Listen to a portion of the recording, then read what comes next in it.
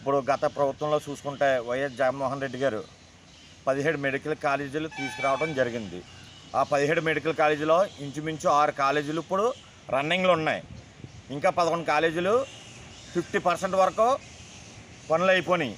ఇప్పుడు ఈ ప్రభుత్వంలో చూసుకుంటే, ఈ కూటమి ప్రభుత్వంలో చూసుకుంటే ఈ 11 కాలేజీలు అభివృద్ధి చేయకుండా ప్రైవేటీకరణ చేసేసి ఇప్పుడు మధ్యవర్తి పేదవాడు నాలాంటి పిల్లల తల్లిదండ్రులు ఉన్నారంటే రేపొద్దు పిల్లల్ని డాక్టర్లు చేయాలంటే ఏ విధంగా చేయగలం? ఇప్పుడు వీళ్ళతో అయ్యే ఖర్చు ఇంచుమించు 2 కోట్లు 3 కోట్లు. మేనేజ్మెంట్ అంటే ఎంత అడుగుతారు? 2 కోట్లు కానీ 3 కోట్లు కానీ అడుగుతారు ఎంబీబీఎస్ సీటు గురించి. అయితే ఇదే కంటిన్యూ అవుతే కనుక మన తల్లిదండ్రులు ఎవరైతున్నారో, పేద మధ్యతరగతి తల్లిదండ్రులు ఎవరైతున్నారో ఆశలు వదిలేసుకోవచ్చు. అలాగే వైద్యం మీద కూడా ఆశలు వదిలేసుకోవచ్చు.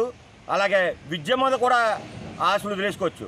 జగన్మోహన్ రెడ్డి గారు గత ప్రభుత్వంలో బాగా ఇంపార్టెంట్ ఇచ్చింది పేద పిల్లలకి విద్య, తర్వాత బాగా ఇంపార్టెంట్ ఇచ్చింది మధ్యతరగతి పేద పిల్లలకు హాస్పిటల్ విషయంలో చాలా బాగా చేశాడు.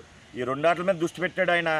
వీళ్ళు ఏంటంటే ఇవన్నీ ప్రైవేటీకరణ చేసి రేపొద్దున మన రాష్ట్రంలో ఏదైతే ఉన్నాయో గవర్నమెంట్ ఇవన్నీ ప్రైవేటీకరణ చేస్తారో, చేశాక మనం అందరూ పక్క రాష్ట్రాలకు వెళ్ళిపోయే పరిస్థితి వస్తుందని అనుకుంటున్నాను. ఈ కూటమి ప్రభుత్వంలో ఈ ప్రైవేటీకరణ చేసే వ్యక్తులు కూడా ఈ కూటమి ప్రభుత్వ బినామీలని నేను అంటాను. మరి ప్రశ్నిస్తానన్న పవన్ కళ్యాణ్ గారు ఎక్కడున్నారో, ఏమైపోరో? ఈ ప్రైవేటీకరణ చేస్తుంటే మీరు ప్రశ్నిస్తాం మానేసి మీరు చంద్రబాబు నాయుడు గారు పక్కనుండి నవ్వుకుంటున్నారంటే చాలా సిగ్గుసేటండి పవన్ కళ్యాణ్ గారు. ఈ ప్రభుత్వం అంటేనే పేదలకు మధ్యతరగతి వ్యక్తులకు ఉండే రహదారి లాంటి ప్రభుత్వం.